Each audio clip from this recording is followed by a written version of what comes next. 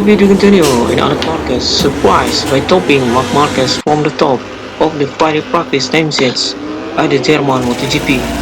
Getting a 9 sachsenring MotoGP win, Marquez began the weekend in ominous form by dominating everyone speed, sunning new tires at the end of the season.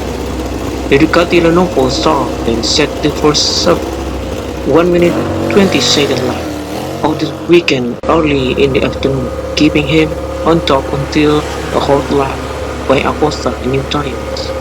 Marquez restored order on fresh rubber of his own but injured brother Alex, and then the Centennial circuit the herald on their very final lap. The Italian broke the lap record at the end of the day, 0.37 seconds clear of Gresini rider Alex with Mark plus 0.390 seconds. Fabio Quartararo, Yamaha, Pedro Acosta, KTM, Franco Morbidelli, VR46's, Marco Bezzecchi, Aprilia, Jack Miller, Pramac, Francesco Bagnaia, Ducati, and Brad Binder, KTM complete the top 10. Meanwhile, the link of Marco Finales, the three double power Fermin and Diggia Gresini, and all the Honda riders will need to try and fight through Saturday's qualifying one.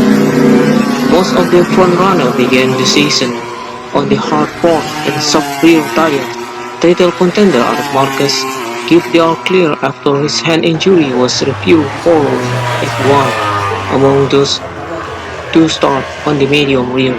Aprilia's Marco Bezzecchi was an early follower at the final corner. 2022 sachsenring winner Fabio Quartararo, riding with the new Yamaha rear wings previously tried by Miguel Oliveira, it sent on the P4 during recent testing at Brno.